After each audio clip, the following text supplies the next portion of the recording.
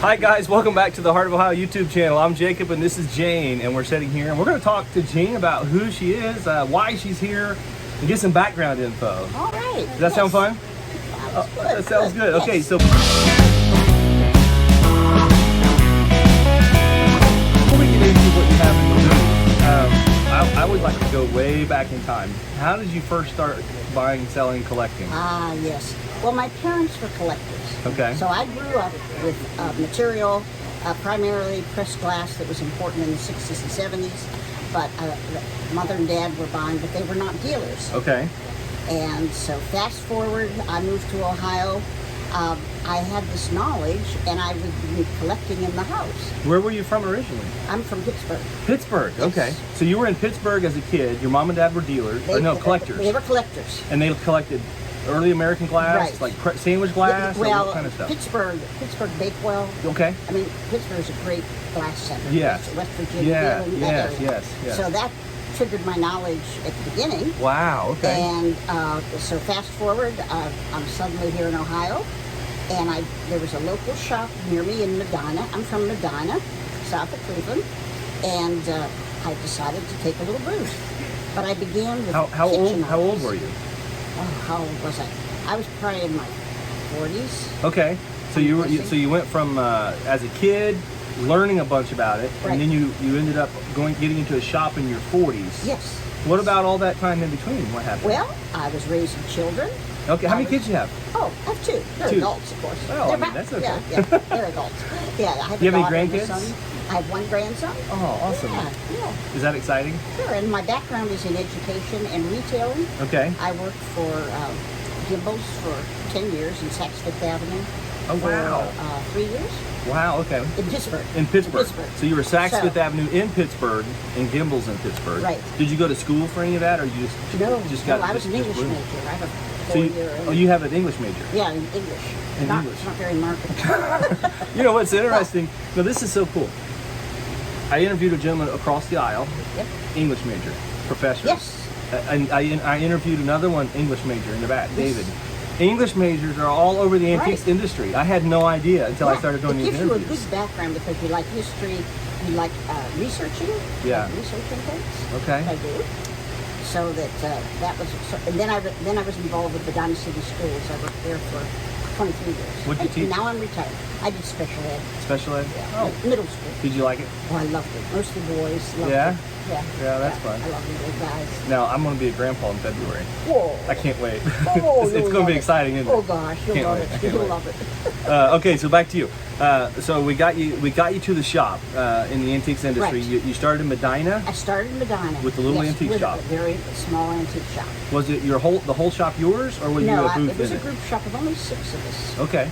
Yes. Okay. So you were So, one six right. entrepreneur. And in then that I shop. moved to Akron. My shop moved to Akron. It was Schoolhouse Antiques. Schoolhouse And Antiques. that had 15 dealers. Okay. And each time more space, more knowledge.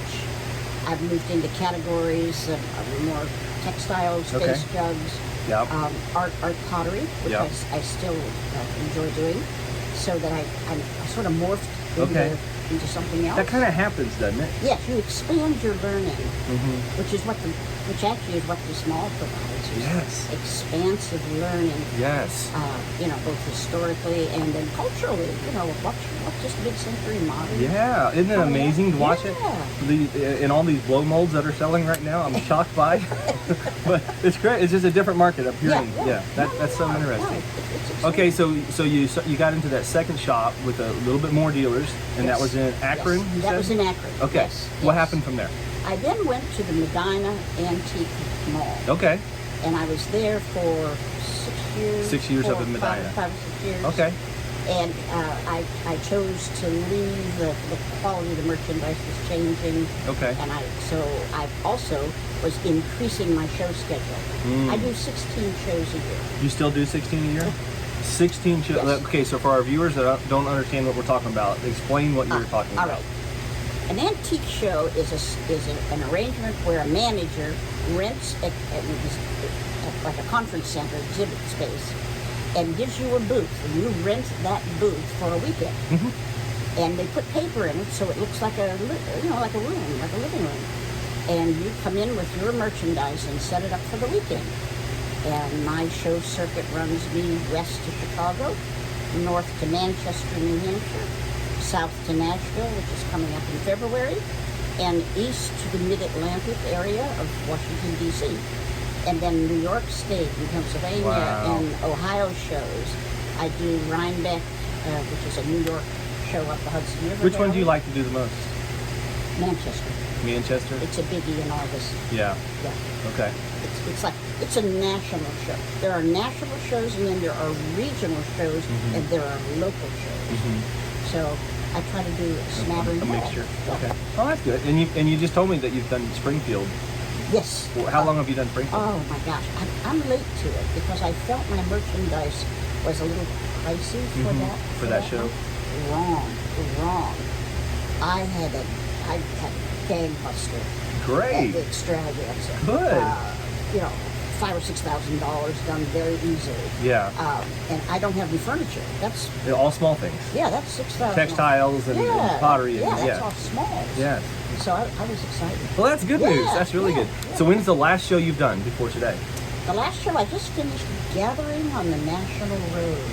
That was a new show. Gathering on the National Road. Out in Indiana, down on 40. In fact, from the mall here, just keep going west, and you will find a little town called Louisville, and they have a rental space, a converted church that's been abandoned and made into display space. Okay. And I just finished the show there. Well, that's exciting. Yeah. That's exciting. It was wonderful. Okay, so I always like to ask this. What is one of the first things you collected? First things that I collected was glassware. What do you have a certain piece or memory or something? Can you tell that story? It was primarily feeding off what I knew from my mother's collection. Yeah. And I finally chose my own pattern so that Mother and I could shop together. Okay. She was collecting thumbprint, which is a classic Pittsburgh, Flint line, and I was collecting etched fern and berry Dakota, which is a later pattern from the 1890s. How hard is it to find that?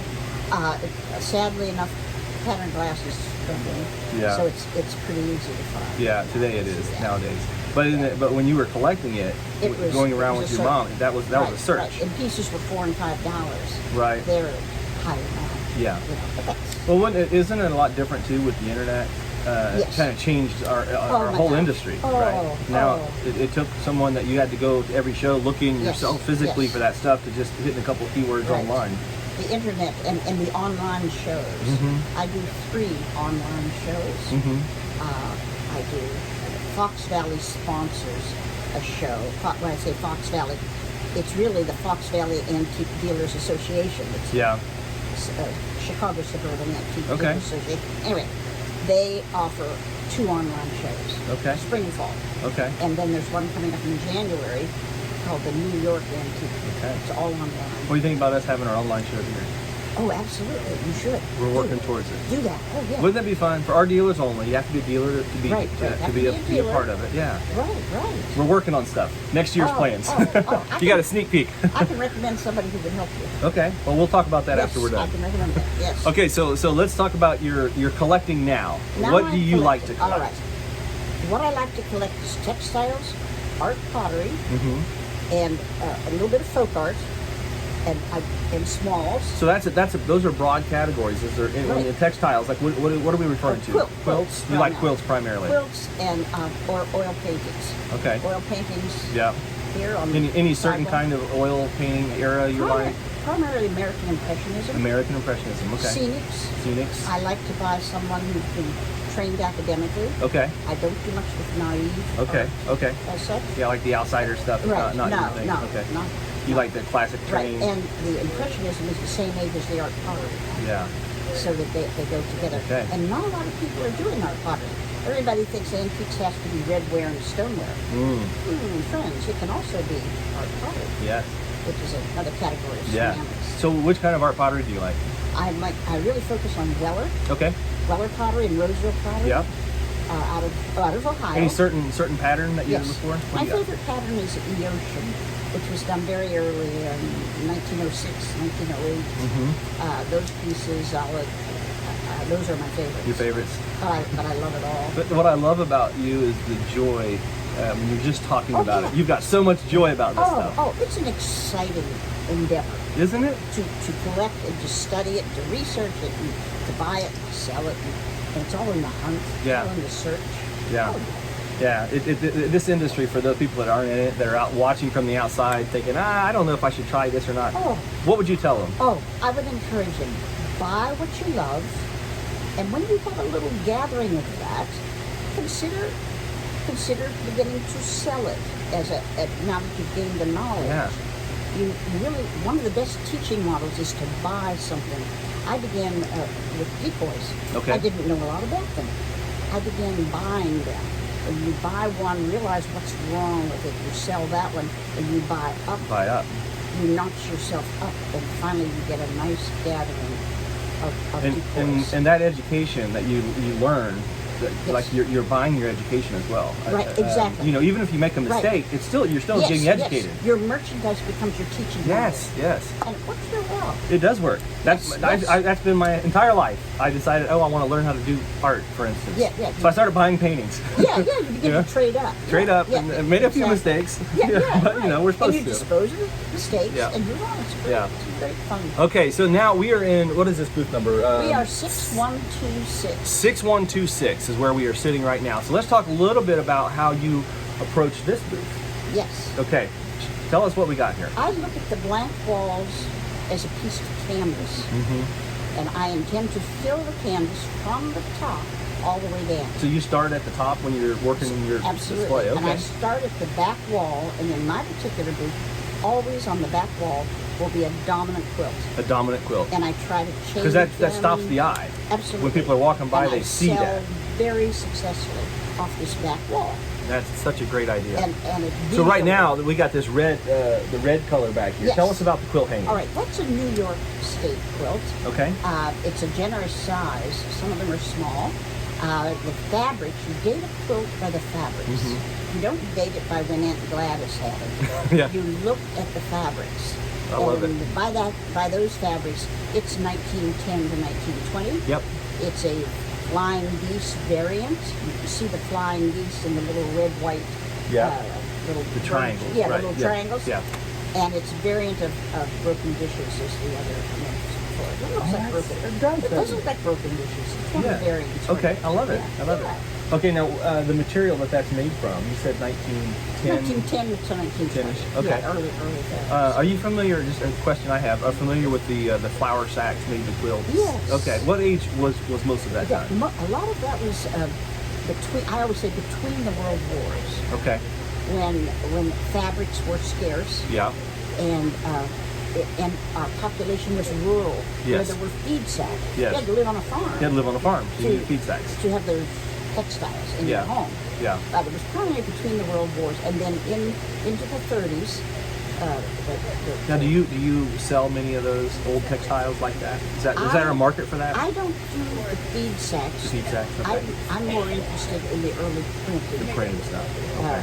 fabrics. Okay. Piece goods. Awesome. Yeah. Okay, I interrupted your No, no, background. no. Okay, let's go on. The booth. All right. What else do you have All in here you want to all talk right. about? There will always be in this booth art. This is my over here on the right. It's a picture wall. Yeah. Primarily oil paintings. There's a few watercolors. I'm more successful with oil paintings, and I always have an inventory, probably of 15 to 17 paintings at all times In the booth. Here I think I have 9. Okay, so you've got an inventory of But your I own, feed them in, yes. and then you just trade them out. I rotate and feed them in, yes. How often do you work your booth? Oh, I try to get down once a month. At least once a month, yeah. Absolutely. And you have to freshen it up and restock Yes, and change yes, in and out. Yes, and turn things and, Yeah. and look at your pricing. If something, I'm doing that today. If it's been here too long, it's time. It's time to lower the price. And I've lowered the price. Yeah. Everything has a price. Okay. And it's time to move it on. And I still want to deal though in quality. Yeah. I try to avoid things that are plastic. I try to avoid made in China, Taiwan. I try to avoid pottery from Syria and Portugal. Yeah. I don't do imports. Okay. It's American material, American. Okay. as is the artwork, or Yeah. American artists. Okay. I don't do It's so European. interesting to hear how and what people like to buy and sell and Yes, things. Yeah, it's very fascinating. And then we talked a little bit about how some of that mid-century stuff's coming. Yes. I seen last week someone looking for Hong Kong made jewelry. Wow. Isn't that amazing? Wow. That's something to think about. Yes. We've got a whole group of people buying Hong Kong I think the made jewelry. mid-century modern's exciting. Yeah. I am weaning myself away from the classic Roseville Mm-hmm. and going into I like whole this. case is I love this. mid-century. Yeah. And the classic Roseville patterns, the early floral patterns from the 30s Mm-hmm. are a little soft. Mm-hmm. And so I'm looking for different material that is classic. I love deco, art deco material. Mm-hmm. Stuff from the 50s. Yes. Yes. 40s. Yeah, I just brought in a piece today. Made What'd you bring in? it's a vase by Harder Okay. Pottery, and Charles Murphy was the designer in 1942. Oh, that's so cool. And what I love is that you research all of this and you Yeah. bring it in, you know what it is, you tag it that way, you identify Well, it. and I try to do that on my tickets. My tickets are sort of chatty. Yeah. There's always a lot of But people love that. Yeah, though. I put information. Yes. Because I think a dealer should be teaching. Yes. We need to be teaching. How will the customers. next generation know what to buy if they're not taught? Exactly. Right? Exactly. And good taste is taught. Yes. And I think it's our job to do that, to show them that these things, actually what you're looking at, this is the house.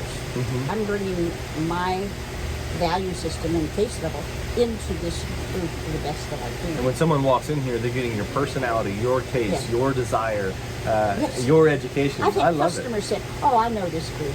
It looks like I you." know whose it is. Because it looks like my shows. Yes. It looks like my house. Yeah. This is what I live with. And you've got a system that works too Yeah. as you're marketing it. Yeah. Exactly. Awesome. Okay. Well, what else in your booth you like to talk about? Open mic. What do you got in here you want to share with our All right. customers? I would say my most exciting thing is this clock over here. Okay. Tell us about this clock. Yes. It's what they call a drumhead clock, Okay. and I found it in a shop, and I just thought it was an interesting form. Here's what's interesting. I don't know a thing about clocks, but that had a visual appeal to me. The balance, the proportions were right. Right. I almost bought more of a piece of furniture than I bought a clock. Yeah. Doesn't that happen? Yeah, You you find know, this thing and it's like, yeah. oh, this is exciting. I Well, love you the know, lines on yes, this. Yes. Yeah. So, and I brought it down here. I thought it needs this space. Yes. For, to show To it show well. it, To yeah. show it well. So it's sort of an exciting piece, but primarily are the textiles and pottery. Okay. Is where my head Yeah, is. that's where you're at. Okay, that's great. Yeah, And but- so you've got all sorts of stuff in the booth. We've got art, we've got textiles, we have pottery, Yes. we have a clock behind us, we have a few pieces of furniture, and then what is this? Like this All is its right. own category. Right. So what do we have here? These are things that need a focus because they're smaller. Okay. On the second shelf, that's a Putz village. This one right here? That is a German tradition. Okay. Every Christmas to set up a little village. Okay. And that's an example, and you sell it as a unit. Okay. Sometimes you'll see the little houses in the show per piece. Right. And that's good too. That's a way to gather your village. But that whole thing is a Christmas decoration. Yeah. And I have a thing. What about these guys? Yeah, I love articulated folk dolls. Articulated And folk they- dolls. they- Now, for viewers that don't understand, that's all movement, right? That's what Right. it means. They are Articulated. jointed. Jointed. And one is painted, but I buy them all the time. Mm-hmm. And where the idea came from, the one there in the center, there was a magazine called The Wood Chippers in the Depression era. Okay. And it gave directions for actually men that were laid off from the Depression to making their patterns. Wow, that is so cool. that I did they not use- know that. I've had hidden in many forms. Okay. He always has a half crown hat. Okay. He always has arms that move like this. And they're He always following a has big feet. pattern, then they Yes. they whittle it out It was from in- the pattern. Exactly. It was in the Wood Chippers magazine. That is That's so why there's so many of them. interesting. I buy them whenever I can. Okay. They probably sell well for you, don't Yes, they? yes. Yeah. I love them. Yeah, they're great. I think they're great. And then what about this guy up on top All here? right. Let's talk about him. Because you mentioned this already earlier Well, about these. he's a piece of Southern pottery. Yeah. And he's a devil figure, and I have to be careful. Some people are put off by a devil figure in their home. Sure. You know, I understand or that. their religious point of view, or they feel uncomfortable with that Sure. spirit in the house. Sure. But I see it as a piece again of fun folk art. Mm-hmm. It has moved over, and So he's a happy fellow there with his snake. Albert Hodge, Albert Hodge. North Carolina. Yeah. Okay. Right. And you mentioned like you collect face jugs? Yes, I have several linear. Mostly measures. southern. Yes. Okay. Right. There's new ones being made that are quite fun. Yeah. They're coming into the market. I mean, they're like 2 or 3 years old. They're not Right. vintage. Right. The best ones are Lanier Meadors, Meadors, and they sell for $2,000 a pop. 2,000 piece. Yeah. Yeah. Pretty regularly. He's the very master. sought after. Master. They go through auction. Yeah. 2,000. Yeah. Okay. Yeah. Wow, wasn't this a fun interview, guys? I hope you get a chance to come out and visit this booth again, 6126, and you'll notice it because there's going to be a big quilt right here in the back. Always a big quilt here. Yes. And thank you so much for letting us interview you. It was fun, wasn't it? I love to get to know our dealers better like this because I can talk about your background. Right. You know, we're always passing, but you never really get a chance to ask questions. Well, and there's people behind the business. Yes. And antiques in particular. And this mall is great in terms of friendliness and making things. I'm friends with the fellow beside me. Yeah. And it's a very social, welcoming setting. Yeah. As far as, there's no, I've yet to see a sign that says, you break it, you buy it. Yeah. I don't see those signs here. Yeah. Because that's not the spirit of this shop. No, we want to have a fun family atmosphere that is exciting, lots of joy around here, and where people feel like they're welcome. You know? Yes, and I think they're very successful at doing that. Well, we're working on it. Yeah, the restaurant's good, the welcoming committee at the front door, the parking lot, the hours. So you've been traveling all over the country doing shows. How does the Antique Center rate compared to any place else in this country? High on the list, because I'm in a lot of antique malls, and group shops of various sizes. This is by and far one of the most successful that I know of. When you go further east, the merchandise changes and becomes more classic. Looks like Williamsburg. Yes. Looks like, here in the Midwest, we have more fun merchandise. Yeah. So this is a more creative setting. I like that. This is highly successful. The staff are well informed on their tasks.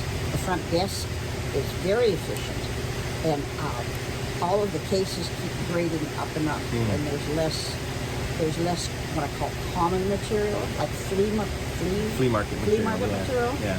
Yeah, we try not to have that here. Right. This is not a flea market. No. This is an antique shop. And what I love is I feel like it's an expression of personality, from so many different collectors and dealers like yourself. And each booth has a story to tell. Yes. And even if you don't understand the material, if you stand back and say, oh, now I get it, that orange lamp, now I get it. Even though I wouldn't buy an orange lamp. Right. But I can appreciate what he's doing. Oh, absolutely. Yeah. Well, guys, we hope you enjoyed our show. Remember, if you're watching this channel, we have another channel at Burner Brother Antiques. Like and subscribe both. Share this with your friends. Subscribe to us. Blessings. Thank you. Thank you.